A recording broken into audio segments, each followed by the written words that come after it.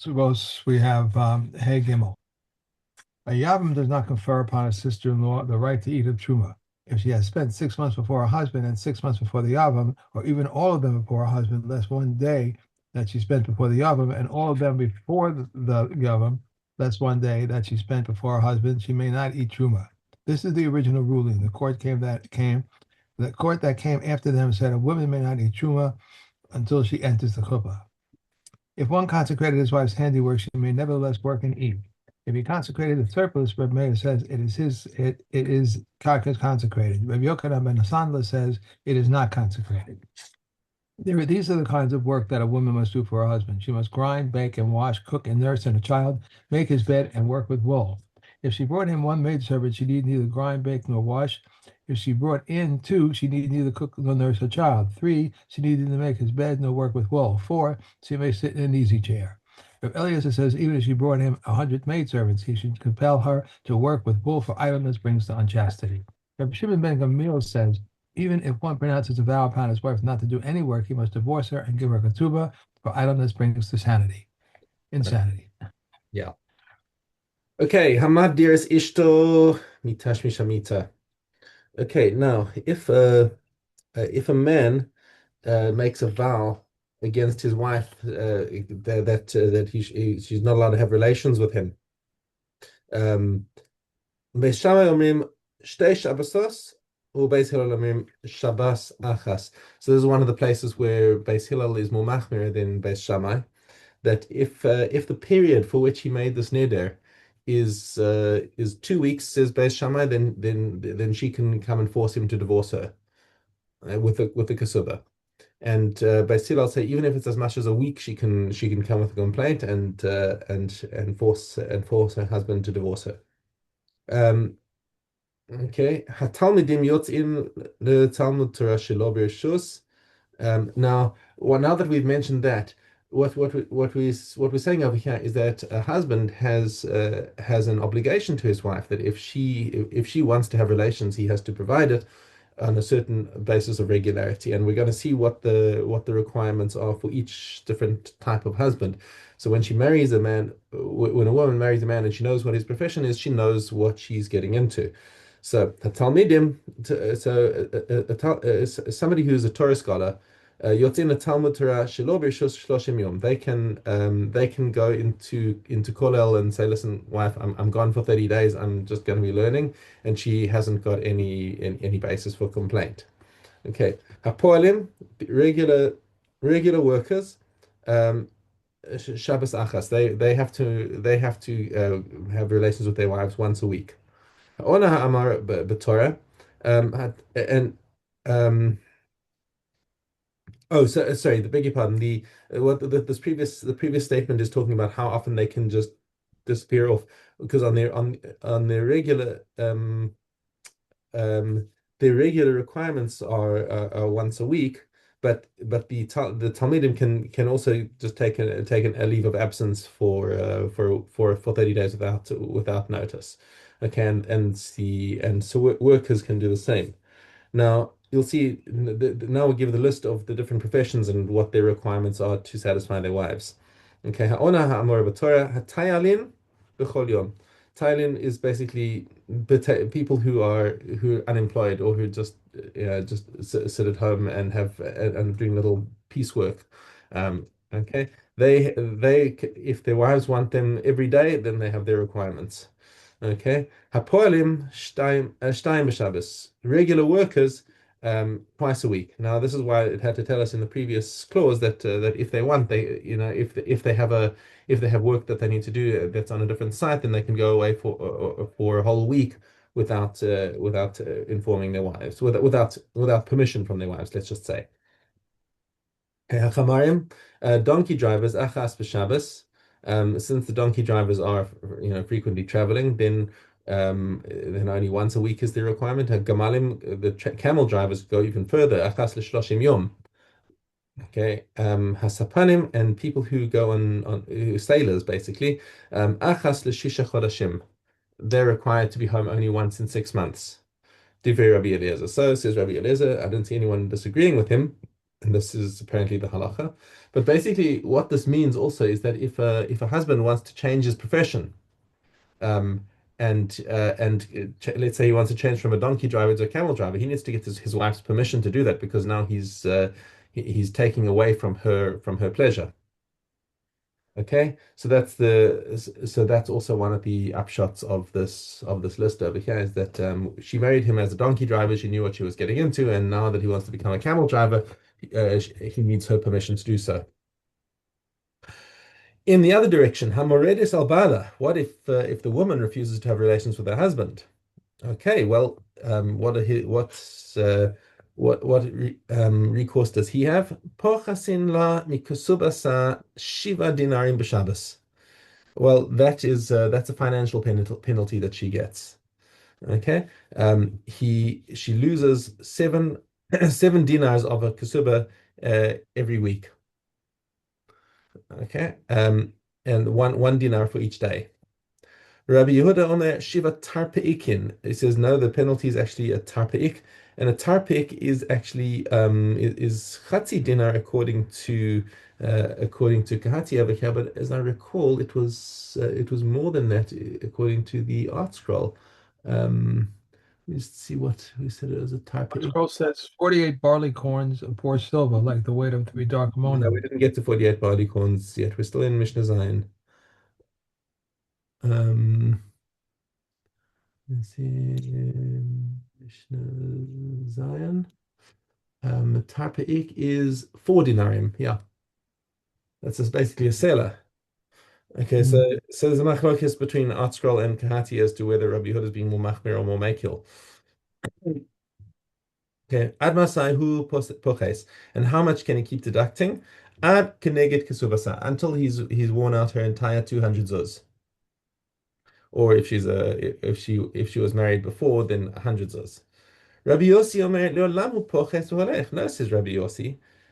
He basically, according to the Tanakama, he would get all of the money up to get to her to the amount of her kasuba, and then once he's exhausted the amount that her kasuba is worth, then he has to divorce her, and he doesn't have to pay it out because it's now all squared up.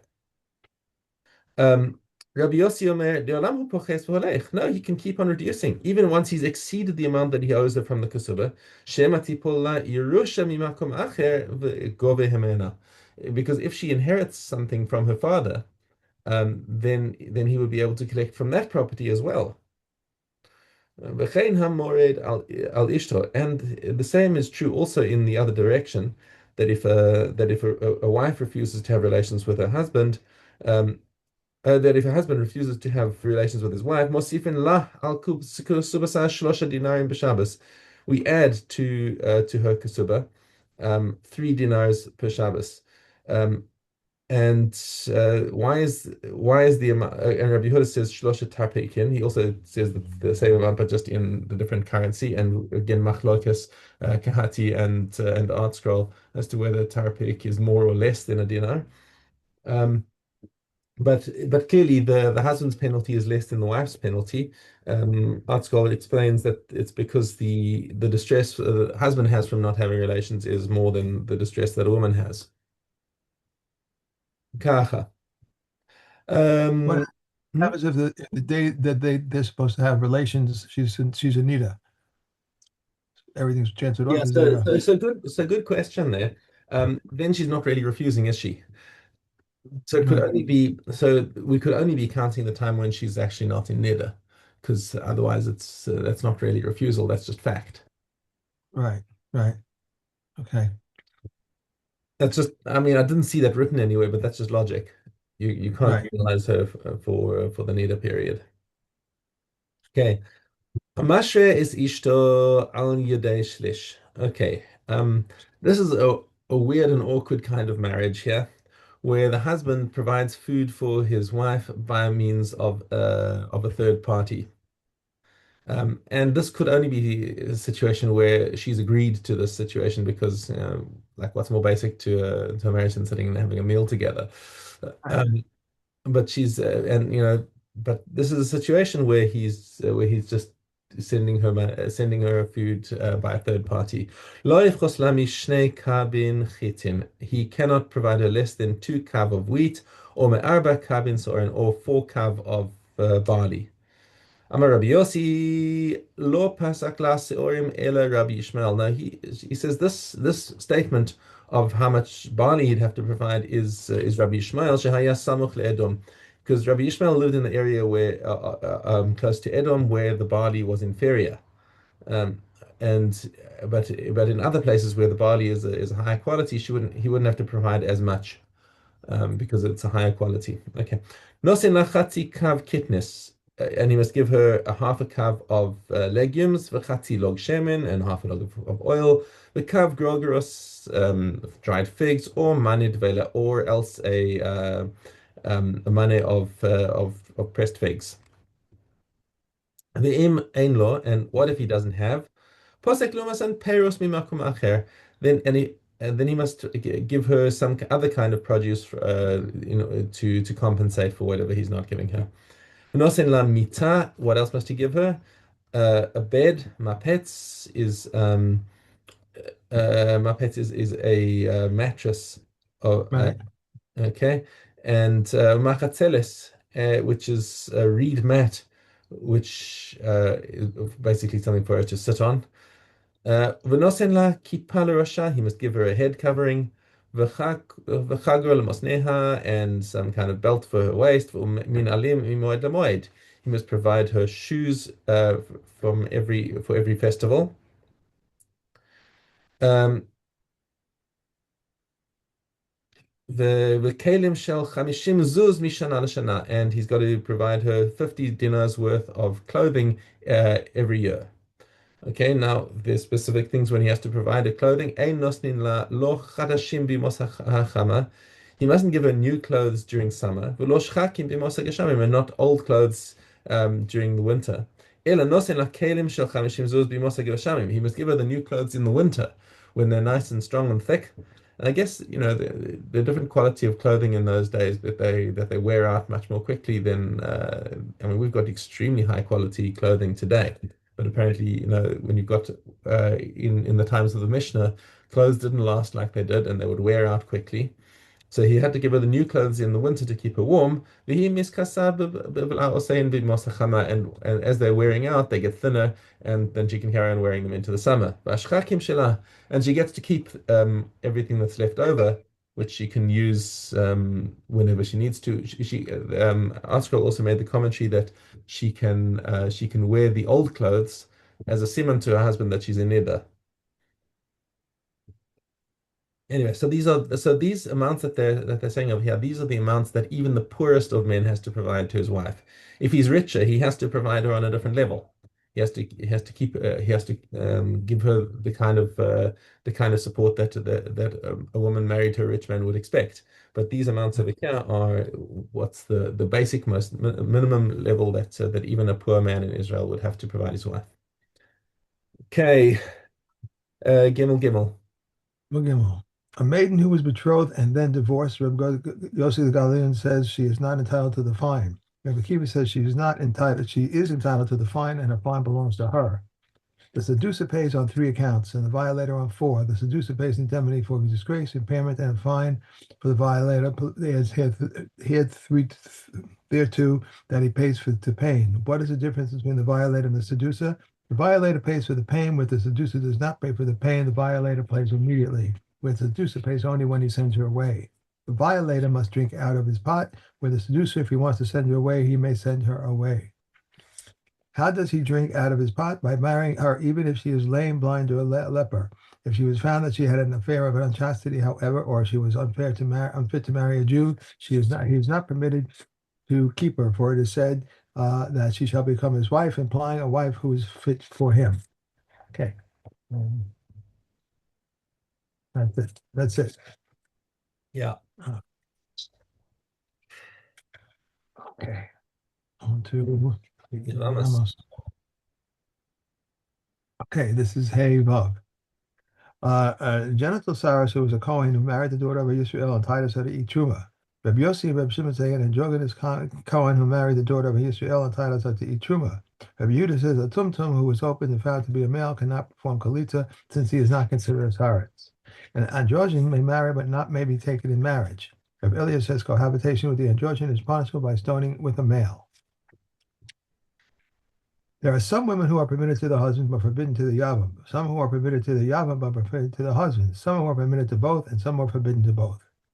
These are the ones permitted to the husband but forbidden to the yavam: an ordinary Kohen who married a widow and who has a brother who is a Kohen Gadol, a Kalal who married a qualified woman and who has a brother who is a qualified Kohen, a Yisrael who married the daughter of a Yisrael and who has a brother who is a Mamzer who married a Mamzeres and who has a brother who is a Yisrael. These are permitted to the husbands, forbidden to the yavam. These are the ones permitted to Yavim, but permitted to the husbands. A Kohen Gadol who betrothed a widow and who has a brother who is an ordinary Kohen. A qualified Kohen who married Kalala and who has a brother who is a Kalal. A Yisrael who married a Mazaris and who has a brother who is a Mamzer. A Mamzer who married the daughter of an Yisrael who has a brother who is a Yisrael. These are permitted to the Yavim, but forbidden to the husbands. These are the ones that are forbidden to both. The Kohen Gadol who married a widow and has a brother who is either a Kohen Gadol or an ordinary Kohen. A qualified Kohen who married a Kalala and who has a brother who is qualified. Yisrael who married a Mamzeres who has a brother who is a Yisrael. A Mamzer who married the daughter of Yisrael and has a brother who is a Mamzer. These are forbidden to both, and all the women are forbidden to the husbands and to the Yavam. Okay. Next. And we have Sukkah. Okay, Tesvav. A woman may accept a lulav from her son or her husband and return it to the water on the Sabbath. Rabbi Yehuda says, so on the Sabbath we return it, on the festival we add water, and during the intermediate days of the festival we change the water. A minor who knows how to wave is obligated to take the lulav.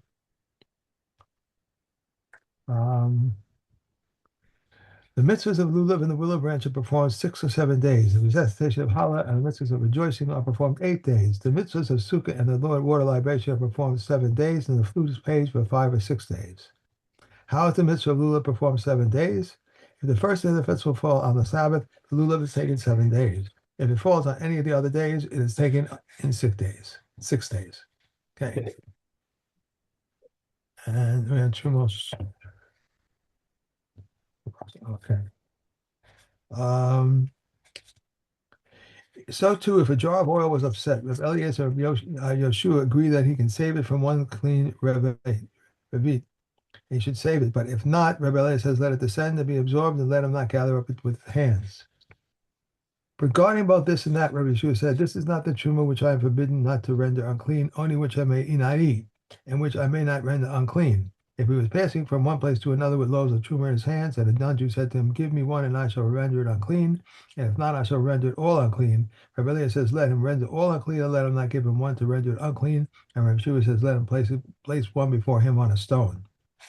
So too, women who whom non-Jews said, give us some of your, you must give us one of you, and we will defile her, but other will defile all of you. Let all of them be defiled, but let them not hand over one to the Israelite soul.